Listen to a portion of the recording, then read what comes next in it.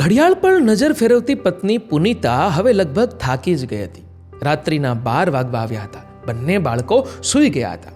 સાસુ વહુ બંને અનિલની રાહ જોઈ બેઠા હતા. આજનું નથી આવું, છેલ્લા 4-5 મહિનાથી ચાલી રહ્યું હતું. ધંધામાં કોઈ સારી એવી નુકસાની થઈ ગઈ હશે, જેના કારણે અનિલ દોસ્તારો સાથે શરાબ પીવા લાગ્યો અને મોડી રાત્રે ઘરે આવવા લાગ્યો. પુનિતાએ ઘણીવાર અનિલને વાત કરી અને સમજાવવાનો પ્રયાસ કર્યો કે એને પણ નોકરી કરવા દે, જેથી બધું ધીમે ધીમે વ્યવસ્થિત થઈ જશે. પરંતુ અનિલ જૂના રિવાજો અને માનસિકતાવાળો હતો. દર વખતે એક જ જવાબ આપતો, તું મહિલા છો, ઘર અને બાળકો સંભાળ, બહાર ક્યાંય જવાની જરૂર નથી તારે.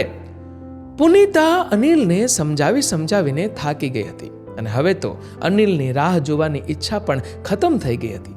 પરંતુ પત્ની ધર્મ નિભાવતી, અનિલના આવતાની સાથે જ જમવાનું ગરમ કરી આપતી. અનિલ ક્યારેક જમતો તો ક્યારેક આવીને સીધો સૂઈ જતો.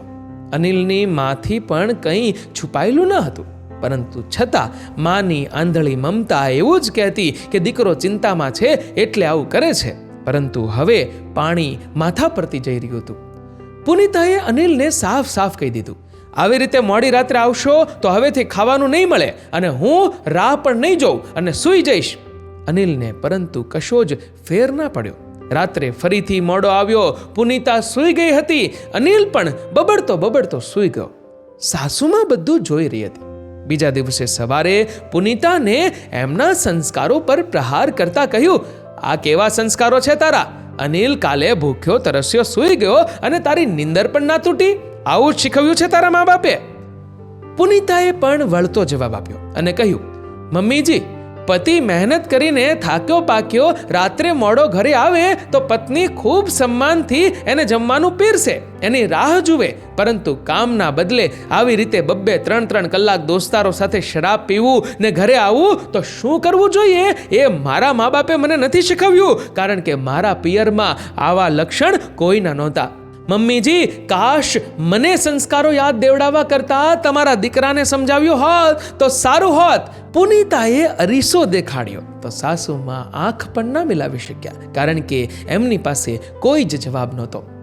પુનિતાએ કેટલાક દિવસોમાં નોકરી શોધી લીધી. ઘરમાં પૈસા આવવા લાગ્યા. સાસુમાને હવે વહુની કદર થવા લાગી અને પોતાની પરવરિશ ઉપર શર્મિંદગી પણ. એક દિવસ વહુની સામે જ માએ અનિલને કહ્યું કે બેટા, પરિસ્થિતિ સારી નથી તો ઘરે વાત કરાય, સાથે મળીને એનું હલ નીકળે. તારા લીધે ઘરવાળા પણ કેટલા પરેશાન થાય છે. વિચાર, તારી જેમ જ વહુ પણ રાત્રે મોડી ઘરે આવે તો? અનિલને પણ ક્યાંક ને ક્યાંક લાગ્યું કે પુનિતા અને તે બંને સાથે મળીને થયેલા નુકસાનનું ભરપાઈ કરી શકે. એના માટે આ અવળે રસ્તે જવું યોગ્ય નથી. અહીંયાથી પાછું વળી જવું જ સારું રહેશે. પોતાની ભૂલનો અહેસાસ થયો અને પત્ની પર ગર્વ થયો. દીકરાના મોહમાં એની ખોટી આદતો જાણતા હોવા છતાં સહન કરવું યોગ્ય ના ગણાય. આવા સમયે યોગ્ય દિશાએ વાળવા અને સાચાનો સાથ આપવો એ દરેકની ફરજ બને છે.